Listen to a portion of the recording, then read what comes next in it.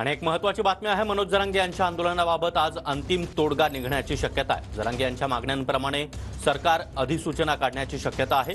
जरांगे यांनी सुचवलेल्या दुरुस्त्यांसह अधिसूचना काढली जाईल अशी माहिती सूत्रांकडून मिळते आहे आणि मनोज जरांगेंच्या सर्वच मागण्या मान्य झाल्याची माहिती देखील सूत्रांनी दिली आहे।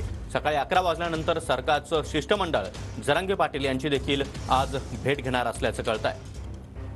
आणि या संदर्भात अधिक माहिती देण्यासाठी आमचे प्रतिनिधी दत्ता कानवटे सध्या आपल्या सोबत आहेत। दत्ता, अखेर मनोज जरांगे यांच्या आंदोलनासंदर्भात आणि त्यांच्या मागण्यांसंदर्भात आज अंतिम तोडगा निघण्याची शक्यता आहे का? अधिक माहिती। नक्कीच सागर, मनोज जरांगे यांच्या आंदोलनाला अखेर सर्वात मोठं यश आलंय असं म्हणावं लागेल। कारण मनोज जरांगे यांनी ज्या काही मागण्या केल्या होत्या त्या सगळ्याच मागण्या आज मान्य झालेल्या आहेत। राज्य सरकारचं जे शिष्टमंडळ आहे ती जो मसुदा निघणार आहे, जो GR निघणार आहे, त्या GRचा परिपूर्ण प्रस्ताव घेऊन आज मनोज जरांगे यांची भेट घेणार आहे। तो प्रस्ताव जो आहे तो मनोज जरांगे यांना वाचून दाखवला जाणार आहे।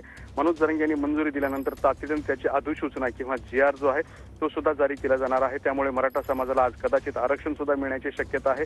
मनोज जरांगे यांनी सातत्याने जो सगळे सोयऱ्यांचा शब्द लावून धरला होता त्यामध्ये सुद्धा त्यांनी दुरुस्ती केली होती। त्यातल्या सगळ्या दुरुस्त्या राज्य सरकारने केलेल्या आहेत। रक्ताच्या नात्यातील सगळे सोयरे असतील, सोयरीक जुळू शकणारे सगळे सोयरे असतील किंवा पदराला पदर नात्यागोत्यातले सगळे सोयरे असतील, या सगळ्यांना आरक्षण देण्यासंदर्भातला निर्णय झाल्याची सूत्रांची महत्त्वपूर्ण माहिती मिळालेली आहे।